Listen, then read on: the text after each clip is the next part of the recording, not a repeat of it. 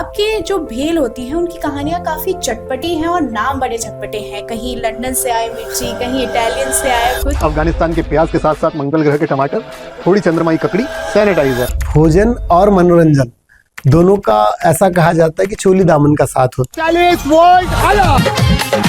कि एक मामूली भेल जो हमारे आसपास ही रहती है, हर कोई खाता है, उससे आपने काफी बड़ा बिजनेस खोल लिया।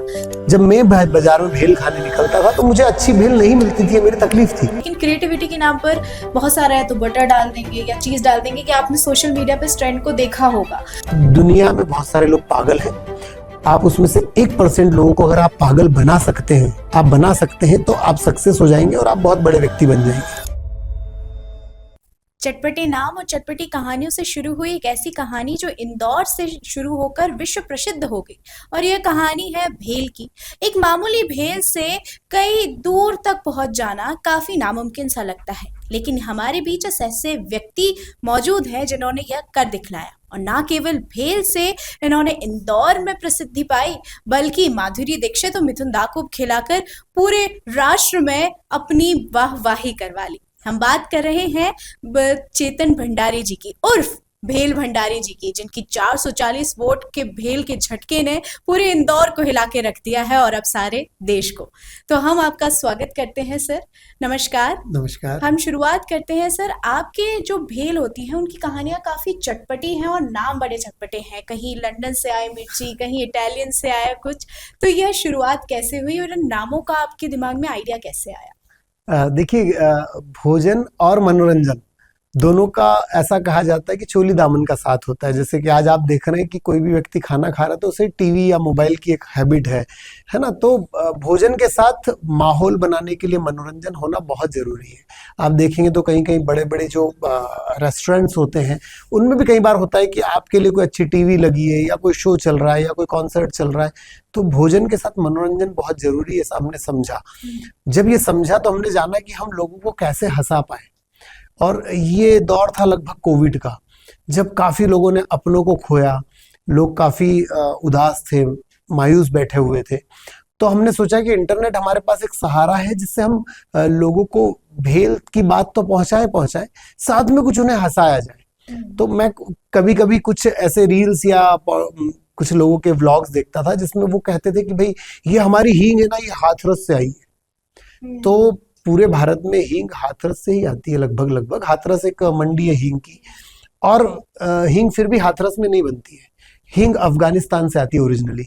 हींग के बीज और हींग की खेती सिर्फ अफगानिस्तान में होती है। तो अफगानिस्तान से ही हाथरस आ रही है, और हाथरस से पूरे विश्व में आपके घर में अगर कोई हींग या मेरे घर में है तो वो हाथरस से ही आई हुई है लगभग, या वो यूं कहें कि उसका मेन ओरिजिन अफगानिस्तान ही है। तो जब ऐसे में कई सारे व्लॉग्स देखता था जिसमें मुझे पता चलता था कि लोग बढ़ चढ़कर चीजों को बता रहे हैं कि भाई ये केसर हमारी कश्मीर से आई है। तो केसर आपके घर में, मेरे घर में, सब दूर कश्मीर से आई है। इलायची हमारी केरल से आई है। इलायची केरल में ही होती है और कहीं इसका कोई ऑप्शन है ही नहीं। तो मैंने इन सब चीजों को देखा कि इसे अब हमें एग्जीग्रेट करना चाहिए, थोड़ा अतिशयोक्तिपूर्ण बनाना चाहिए। तो हम क्या करें, तो हमने ऐसे मजाक मस्ती में एक वीडियो शूट किया जिसमें हमने कह दिया कि भाई ये हमारे मसाले जो है वो बराक ओबामा जी बनाते हैं। और हमारे जो प्याज है, उस समय एक बार ये भी हुआ था कि प्याज की इंडिया में बहुत कमी हो गई थी। प्याज लगभग 100 रुपए किलो हो गया था। 2018-19 की बात है। 100 से 150 रुपए किलो प्याज पहुंच गया था। उस समय भारत सरकार ने अफगानिस्तान से प्याज इम्पोर्ट वाकई में किए थे। वो प्याज का टेस्ट, शेप, कलर सब कुछ थोड़ा डिफरेंट था, बट हाँ वो प्याज ही था। तो उस समय वो प्याज हमारे पास भी पहुंचे थे, लगभग भारत में हर जगह पहुंचे थे। तो हमने वो प्याज फिर बताया कि ये अफगानिस्तान के प्याज है। तब फिर हमने हर चीजों को फिर एग्जीग्रेट करना शुरू किया। लोगों को हंसी आई, लोगों ने उन्हें बहुत पसंद किया। लोगों ने कहा कि हमें ये वीडियोस देखकर बड़ा मजा फील होता है, अच्छा आनंद आता है, हंसी मुस्कुराहट आती है। फिर हमने हर चीज के नाम रखना शुरू कर दिए कि हमारे टमाटर जो है मंगल ग्रह से आए, क्योंकि मंगल ग्रह लाल दिखता है। तो हमने कहा कि मंगल ग्रह पर टमाटर की खेती होती है भाई साहब। और इस तरीके से चीजें बढ़ती गई, लोग हंसते खुश होते गए हमारे वीडियो से, और सिलसिला बढ़ता गया। सर, जैसे कई सारे लोगों को ये नहीं मालूम होगा कि आप काफ़ी ज़्यादा एजुकेटेड बैकग्राउंड से भी हैं, जहाँ पर आपने बायो से भी काम किया है, फिर उसके बाद एनिमेशन फिल्म मेकिंग में भी काम किया है। तो क्या इन सभी फील्ड ने आपके इस बिजनेस को बढ़ाने में मदद की है? बिल्कुल, आपका नॉलेज कभी वेस्ट नहीं जाता है, आपका एक्सपीरियंस कभी वेस्ट नहीं जाता है। आप आर्ट फील्ड से हो, आप साइंस फील्ड से हो, आप कॉमर्स फील्ड से हो, आप जब भी बिजनेस करते हैं तो वो सारा नॉलेज आपका उस बिजनेस में काम आता है। जब मैंने 12th किया था तो मैंने मैथ्स से किया था। उसके बाद मैंने जब कॉलेज किया, ग्रेजुएशन किया तो बायोटेक्नोलॉजी और कंप्यूटर साइंस से किया। और उसके बाद मैंने फिल्म मेकिंग इन एनिमेशन किया बॉम्बे से। उसके बाद मैंने ब्रांड प्रमोशंस के लिए काफ़ी वर्क किया, काफ़ी बड़ी बड़ी कंपनीज को ब्रांड प्रमोट करके दिया, एक एक साल में उनकी सेल को कई गुना बढ़ाकर दिया। तो ये सारा नॉलेज हमारे बिजनेस में हमें काम आता है। जब हम भेल बनाते हैं तो हमें केमिस्ट्री याद आती है कि कौन सी केमिस्ट्री में हमें क्या क्या सिखाया गया था, वो चीज़ें यहाँ कैसे हम इनपुट कर सकते हैं, किस चीज़ को पहले डालने से फर्क पड़ेगा, बाद में डालने से फर्क पड़ेगा। साइंस हमें बताता है कि टेम्परेचर क्या है, ठीक है, इंसुलेशन क्या होता है। तो हर नॉलेज आपका कभी भी वेस्ट नहीं जाता, आपको कहीं ना कहीं जरूर काम में आता है, बिजनेस में काम में आता है। मैं आज नहीं कल कुछ और भी मान लीजिए करता हूँ तो इस बिजनेस से जो मैंने नॉलेज गेन किया है वो भी कहीं ना कहीं काम आएगा। जैसे एक युवा है, वो जल्दबाजी में बिजनेस खोलने के चलते कई बार ज्ञान को पीछे छोड़ देता है, नॉलेज लेना उसको व्यर्थ लगता है कि हम पहले ही बिजनेस कर लेते हैं। तो इस मुद्दे पर आप क्या बोलना चाहेंगे? उन लोगों के लिए, उन युवाओं के लिए क्या सीख देना चाहते हैं? उन युवाओं के लिए मैं सीख देना चाहूंगा कि फॉरेन में तो कल्चर है खैर कि आप जब कॉलेज करते हैं, स्कूलिंग करते हैं तो आपको एक सर्टिफिकेट लाना होता है कि आप पार्ट टाइम कहीं पर जॉब करते थे, और वो जॉब होगा कहीं ना कहीं सेवा का, सर्विस का। जैसे कि मान लीजिए वहाँ बच्चे जो है वो मैकडोनल्ड या KFC या इस टाइप के रेस्टोरेंट्स में काम करते हैं पार्ट टाइम, और वहाँ उन्हें बड़े मतलब शालीनता से, व्यवहारिकता से, आदर से लोगों को ट्रीट करना होता है। उनके लिए टेबल पर चीज़ें सर्व करनी होती है, बनाकर देना होती है, बिल बनाना होता है उनका। इस टाइप के छोटे छोटे काम वो करते हैं। फिर वो जो कंपनी होती है, पर्टिकुलर फूड रेस्टोरेंट कंपनी है, कोई भी कंपनी, वो उन्हें सर्टिफिकेट देती है। और ये पूरा काम वो पैसों के लिए नहीं करते, ये पूरा काम करते हैं उस सर्टिफिकेट के लिए। उस सर्टिफिकेट पर लिख कर मिलता है आपको कि आप बहुत अच्छे थे, एक्सीलेंट थे, ठीक थे या पुअर थे। तो ये सब चीजें वहां पर तो एक कल्चर का हिस्सा है। ये हिस्सा हमें लगता है कि अगर यहाँ हमारे पास कॉलेज या एजुकेशन में नहीं है तो हमें खुद से करना चाहिए। हमें सीधा बिजनेस नहीं खोलना चाहिए, हमें पहले उस बिजनेस से रिलेटेड कहीं पर जॉब करनी चाहिए, उस बिजनेस के गूढ़ रहस्यों को सीखना चाहिए। क्योंकि हर बिजनेस दूर से बड़ा अच्छा लगता है। आज मैं कहीं से निकल रहा और मैंने देखा कि अरे यार, ये दुकान पे तो होजरी का मटेरियल क्या बिकता है, जोरदार बिकता है, बहुत अच्छा। बट आप ये नहीं देख रहे कि उसके जैसी 100 दुकानें वहां और आसपास है, उनका नहीं चल रहा है, इसी व्यक्ति का चल रहा है। कई बार इसे भारत में ये भी ले लिया जाता है कि इसके ऊपर भगवान की कृपा है, इसने कुछ जादू टोना किया हुआ है, इसने कुछ तावीज बनाए हुए तो इसकी दुकान चलती है। ऐसा नहीं होता है।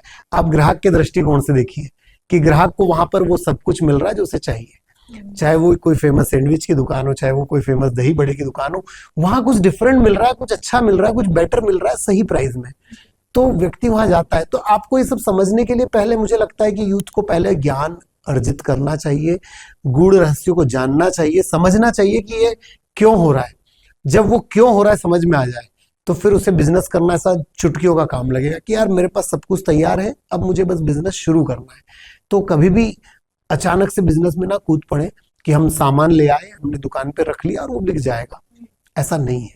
आपको समझना होगा कि ये बिजनेस क्यों चलता है। जी।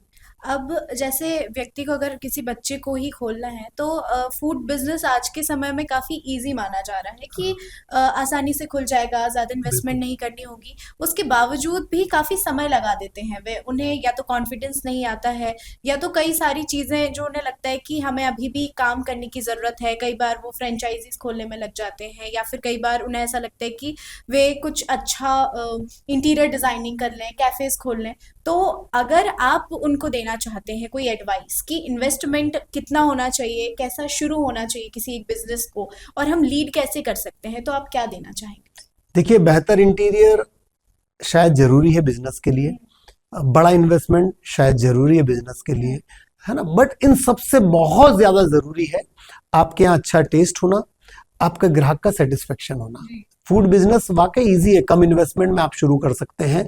और आप अभी मैं युवाओं को देखता हूँ, काफी लोग जो है वो फ्रेंचाइजी को लेकर काफी उत्साही रहते हैं कि हम फ्रेंचाइजी दे देंगे और एक्स अमाउंट पर हम अगर फ्रेंचाइजी देते हैं तो हमें इतना इतना गेन हो जाएगा और हम 2 साल में। ठीक है, आप कई ब्रांड्स को देखते होंगे जिन्होंने बहुत सारी फ्रेंचाइजीज बेच दी हैं, बट वो यहाँ तक कैसे पहुंचे, ये सफर आपको देखना होगा। उन्होंने कहाँ से शुरू किया, किस थॉट प्रोसेस से, किस विचार से उन्होंने शुरू किया, उनके विचार क्या थे वहां पर, वो जब तक आप नहीं जानेंगे, इतना आसान नहीं है फ्रेंचाइजी बेचना। एक पहली फ्रेंचाइजी बेचने के लिए सर का पसीना पैरों तक आ जाता है, तो बहुत कठिन होता है। तो आप सीधा फ्रेंचाइजी को मोड में ना लाएं, आप पहले वैल्यूज ऐड करें अपने बिजनेस में, लोगों को क्या आप बेस्ट दे सकते हैं वो ऐड करें, और ज्यादा से ज्यादा लोगों के सेटिस्फेक्शन पे ध्यान दें। कम पैसों में बिजनेस को शुरू करें, और शुरुआती दौर फ्रेंचाइजी और इंटीरियर पर ना करें। शुरुआती फोकस करें टेस्ट पर, प्राइस पर, और कस्टमर के रिटर्निंग होने पर। कितने कस्टमर्स आपके पास रिटर्न हो रहे हैं, वो कितने लोगों को सजेस्ट कर रहे हैं, और उनका सेटिस्फेक्शन कितना है। आप अगर इन 3-4 चीजों पर ध्यान दे लेंगे तो 6 महीने 1 साल में आपको ग्रोथ दिखना शुरू होगी। शुरू के 100 दिन तो आप अपने बिजनेस को समझने में लगा देते हैं, और 1000 दिन कम से कम किसी बिजनेस को सेट होने में लगते हैं। 1000 दिन के पहले कोई बिजनेस बंद नहीं करना चाहिए, क्योंकि ऐसा होता है, यूथ शुरू करते हैं, 2-3 महीने देखते हैं, उन्हें लगता है कुछ प्रॉफिट नहीं हो रहा है। कई बार फैमिली भी सपोर्टिव नहीं होती है, तो ये चीजें होती है। जब मैंने बिजनेस शुरू किया था तो मैंने कुछ 4-5 हजार रुपए से, कुल 4-5 हजार रुपए शुरू दिन लगाए थे, जिसमें कुछ अच्छे से ग्राफिक डिजाइनिंग, प्रिंट और रॉ मटेरियल, और बाकी जो जुगाड़ में हमारे पास खुद का जो सामान रखा हुआ था, कहीं कुछ टेबल है, कहीं कुछ अब तपेली बर्तन है, कुछ डब्बियां हैं मसाले रखने के लिए, तो उनमें से ही हमने सब चीजें सेट की। कोशिश की कि हम कम खर्चे में पहले जो हमारे पास है उन चीजों से शुरुआत करें, बट हमें टेस्ट अच्छा देना है, हमें वो क्वालिटी देना है जो बाजार में नहीं मिल रही, जिसकी बाजार में रिक्वायरमेंट है। जब आप ऐसा करना शुरू करते हैं, हमने शुरू दिन कभी नहीं सोचा कि हम फ्रेंचाइजी देंगे, और अब हमने आज भी नहीं सोच रखा है कि हम फ्रेंचाइजी देंगे। फ्रेंचाइजी देना एक बहुत बड़ी जवाबदारी है। जब आप किसी को अपना बिजनेस शेयर कर रहे हैं तो उसके सारे हेडक आपके ऊपर है। तो आप फ्रेंचाइजी को फिलहाल शुरुआती दौर में कभी प्लान ना करें। यूथ से मेरा ये कहना है, आप सबसे पहले इनपुट दें बिजनेस में, अच्छे एफर्ट्स का, अच्छी क्वालिटी का, अच्छे टेस्ट का, ग्राहक के सेटिस्फेक्शन का। जब आप इससे बाहर आ जाएं, जब आपको लगे कि यार ये तो सक्सेसफुल हो गया है, तब खुद लोग आपके पास आएंगे कि भाई साहब ये मॉडल का कॉपी हमें दे दीजिए। जब वो मॉडल का कॉपी आपसे मांगे, तब आप उनसे एक अमाउंट लीजिए, उन्हें मॉडल का कॉपी दीजिए, और उन्हें साफ शब्दों में बताइए कि आप उनके लिए क्या सेवाएं दे पाएंगे और आप उनसे क्या पैसे ले पाएंगे। अगर वो सेटिस्फेक्शन होता है, और कभी भी कोशिश कीजिए, लोग फ्रेंचाइजी में बहुत एक दूसरे को मूर्ख बनाने में लगे हुए हैं कहीं ना कहीं, और मुझे ये बिजनेस सिस्टम अच्छा नहीं लगता है कि फ्रेंचाइजी बेच दी फिर वो जाने और उसका काम जाने। इस प्रोसेस पे कभी काम मत कीजिए, ये सक्सेसफुल नहीं होता है। तो सर, एक सबसे बड़ा सवाल ये है कि एक मामूली भेल जो हमारे आसपास ही रहती है, हर कोई खाता है, उससे आपने काफ़ी बड़ा बिजनेस खोल लिया। तो ये आइडियाज़, क्रिएटिविटी कहाँ से आई, और हम कैसे देख सकते हैं अपनी ही आसपास की छोटी छोटी चीज़ों से ही मिलकर हम कुछ बड़ा सोच सकते हैं? तो आपने कैसे सोचा, और एक युवा उस चीज़ को कैसे सोच सकता है, उसकी ऑब्जर्वेशन स्किल्स कैसे बढ़ा सकता है? देखिए, युवा से मेरा यही कहना है कि आप अपने विचारों को थोड़ा और बड़ा कीजिए। एक छोटी सी चीज, आज एक सुई भी है तो वो लोगों के काम आती है, एक सेफ्टी पिन है तो वो भी काम आती है, और उसके बड़े बड़े कारखाने चल रहे हैं, बड़ा बिजनेस चल रहा है। तो आप सर्च कीजिए अपने आसपास कि आप लोग क्या चाह रहे हैं, किस चीज को आप और बेटर बना सकते हैं। जब मैं बाजार में भेल खाने निकलता था तो मुझे अच्छी भेल नहीं मिलती थी, मेरी तकलीफ थी। मैं आज भी कई चीजों के लिए ट्राई करता हूँ कि कोई अच्छी जो फूड डिशेस होती है उसमें कई बार ऐसा होता है, जैसे कई बार अच्छे सैंडविचेस इंदौर में हर जगह नहीं मिलते, बहुत कम जगह जहाँ पर मिल पाते हैं, या बहुत अच्छा साउथ इंडियन शहर में हर जगह नहीं मिल पाता है। तो हम जब लोगों को की इन समस्याओं को समझ पाए, तो हम कोई भी एक छोटी सी चीज को पकड़े कि हाँ, एक छोटी सी इडली है या कोई छोटा सैंडविच ही है, या उसके हम बाजार में कैसे रिक्वायरमेंट जो है ऑलरेडी रिक्वायरमेंट, उसको हम फुलफिल कर सकते हैं। तो भेल भी एक बहुत मामूली सी चीज है, आपके घर में बनती है, मेरे घर में बनती है, हर घर में बनती है, इवन भारत के हर पूरे घर में बनती है, तो पूरे भारत के हर घर में बनती है। तो बहुत सिंपल सी चीज है, सेव परमल मिक्स करेंगे, प्याज मिलाएंगे, भेल बन जाएगी। बट आप उसे नेक्स्ट लेवल पर कैसे ले जा सकते हैं, आपको ये आइडियाज अपने अंदर लाने होंगे, क्रिएटिविटी अंदर लानी होगी। लोगों के जितना ज्यादा लोग आपको, मतलब आप जैसे जैसे काम करते जाएंगे उतना ही लोग आपको तिरस्कार देते जाएंगे, आपके ऊपर नकारात्मक सोच डालते जाएंगे।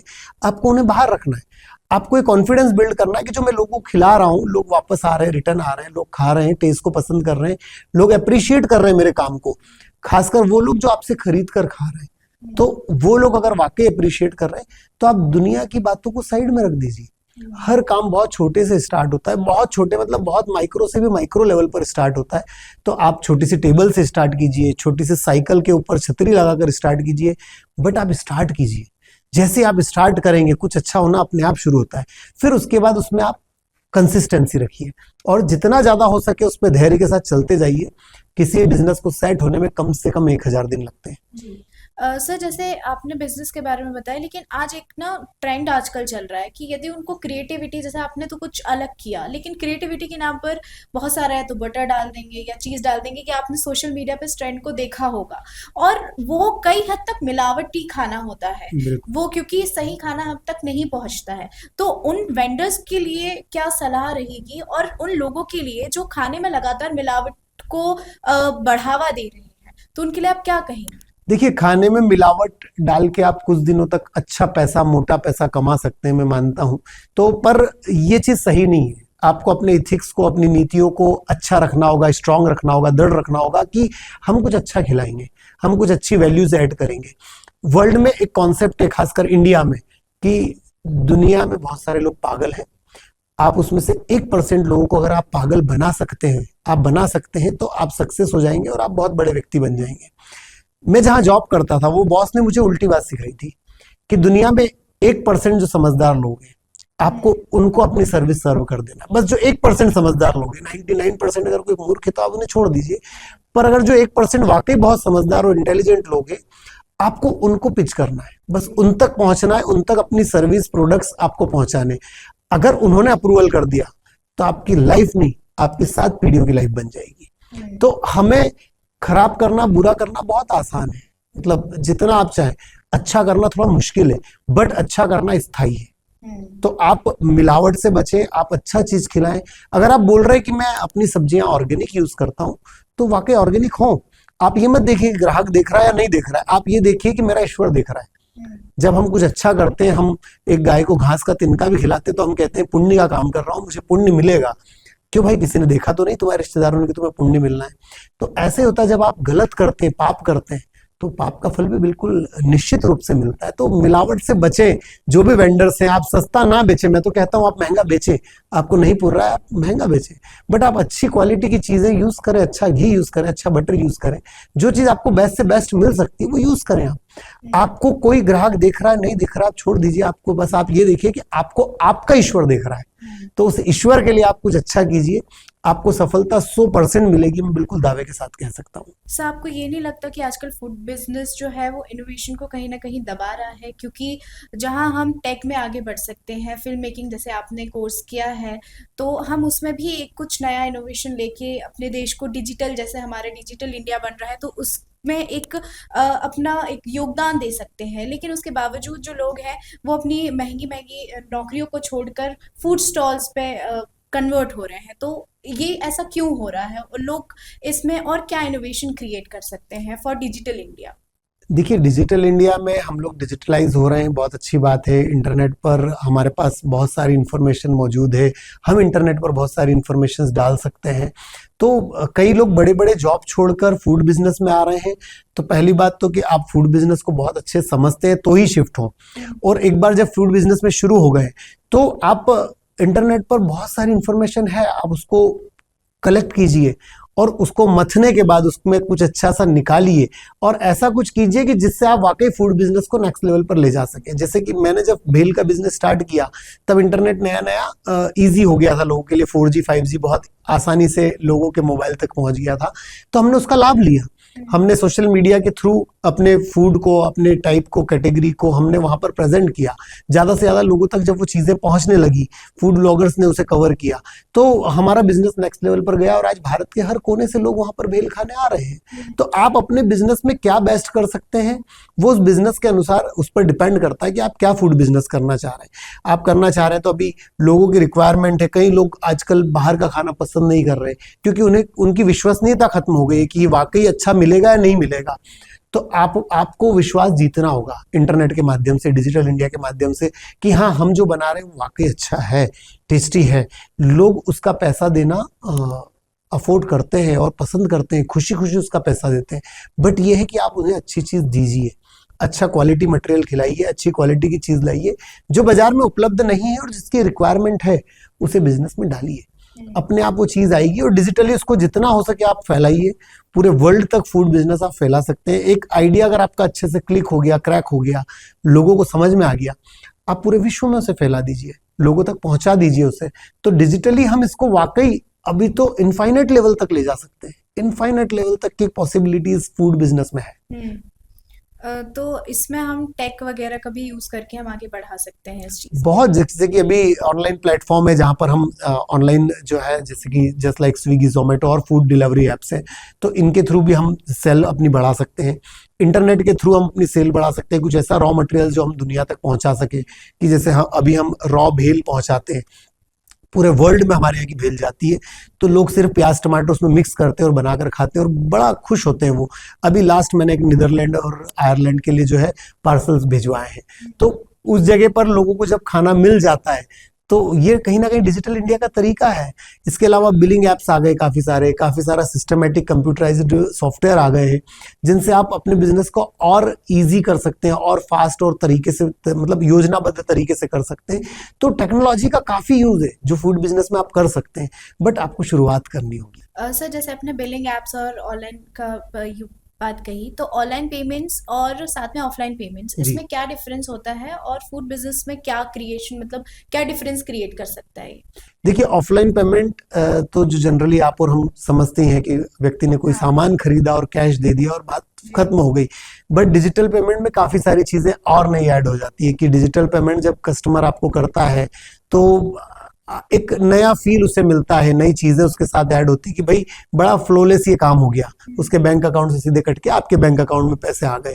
तो डिजिटल चीजें ये है। इसके साथ साथ आप बिलिंग सॉफ्टवेयर जब यूज करते हैं तो क्रेडिट कार्ड, डेबिट कार्ड और भी जितने पेमेंट मोड्स है वो सभी उसमें आ जाते हैं।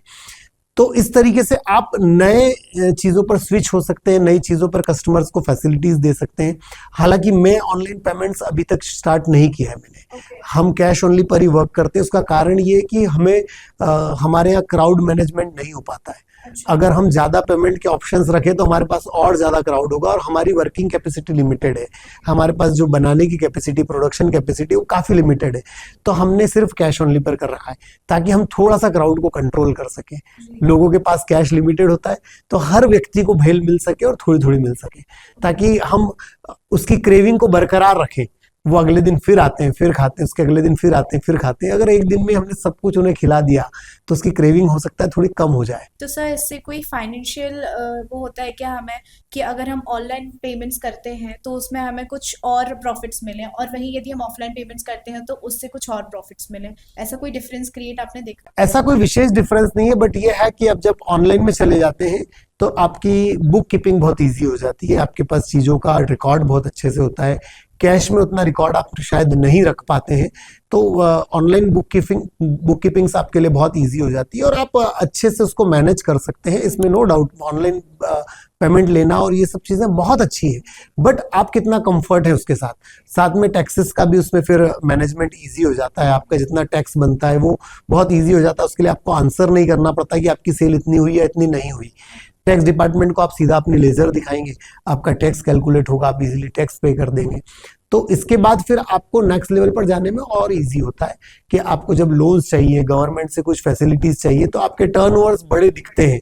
जब बड़े दिखते हैं तो वो ट्रू वैल्यूज होती है सारी, क्योंकि ऑनलाइन सारा ट्रैकिंग है। तो फिर आपको गवर्नमेंट की तरफ से फैसिलिटीज और मिलना शुरू हो जाती है। तो आप लोगों के लिए क्या एडवाइस देना चाहते हैं, यदि वो पेमेंट एज अ स्टार्ट करे अपना बिजनेस, तो किस मॉडल के थ्रू वो स्टार्ट कर सकते हैं? शुरुआत में तो आप सभी मोड्स चालू रखें। अभी तो बैंक्स जो है वो क्रेडिट कार्ड और डेबिट कार्ड के थ्रू भी पेमेंट लेने की सुविधाएं जो है दे रही हैं, बट आप अपने शुरुआती खर्च ना बढ़ाएं। शुरुआत में आप अपने खर्च लिमिटेड रखें और उन लिमिटेड खर्च के साथ अपने बिजनेस को बढ़ाएं। वैसे तो फोन पे, पेटीएम और ये सब यूपीआई तो है, फ्री है 100%, तो आप वो भी रखें, साथ में कैश भी रखें और जितना ज्यादा हो सके कस्टमर को फैसिलिटी दें। जितनी फैसिलिटी ज्यादा होगी कस्टमर उतने ज्यादा रिटर्न आने की संभावना उनकी बढ़ेगी और जितने ज्यादा कस्टमर रिटर्न आएंगे उतना आपका बिजनेस जल्दी ग्रो होने की संभावनाएं बढ़ेगी। जी। सर लास्ट में हमारे यही सवाल रहेगा कि आपने कई सारी चीज़ें बताई युवाओं के लिए भी कैसे बढ़ सकते हैं और कैसे अपना बिजनेस मॉडल खड़ा कर सकते हैं।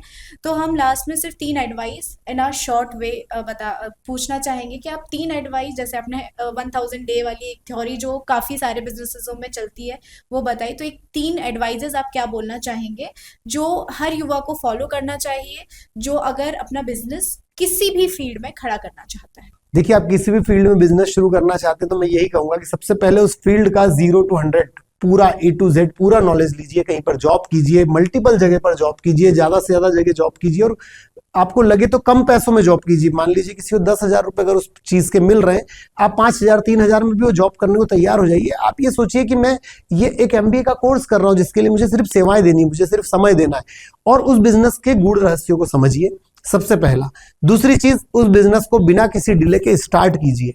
कई बार युवा सोचते रह जाते हैं, करूंगा 2026 में करूंगा, 2027 में करूंगा, 2028, अरे ये कुछ नहीं होता, करूंगा आज से ही कीजिए।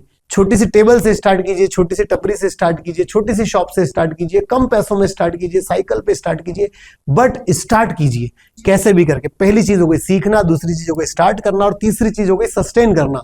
जितना ज्यादा हो सके उस बिजनेस में सस्टेनेबल रहिए, उसको रोज इंप्रोवाइज कीजिए, उसको रोज समय दीजिए, सब कुछ भूल जाइए, 1000 दिन के लिए सब कुछ भूल जाइए। दोस्त की शादी, पड़ोसी का बर्थडे, घर में कोई प्रोग्राम, सब कुछ भूल जाइए। 1000 दिन सारा सब कुछ छोड़कर उस बिजनेस में जुड़ जाइए। जब आप इतना कर लेंगे तो मैं कह रहा हूं कि 100% आप सफल होंगे, इसकी गारंटी मैं लेता हूं, मैं लिखकर दे सकता हूं कि अगर ये 3 पॉइंट आपने फॉलो कर लिया, आपका कोई भी बिजनेस हो, आप 100% सक्सेस होंगे, मेरी गारंटी है। जी, समय आने में समय लगता है इस बिल्कुल। बात। Thank you so much. आप सभी जुड़े रहे हमारे साथ, और ऐसे ही कई अन्य हम कहानियों से मिलते रहेंगे और आपको जोड़ते रहेंगे, और ऐसे ही आपको हर दिन के लिए इनोवेशन के लिए आगे बढ़ाते रहेंगे। Thank you so much. Thank you.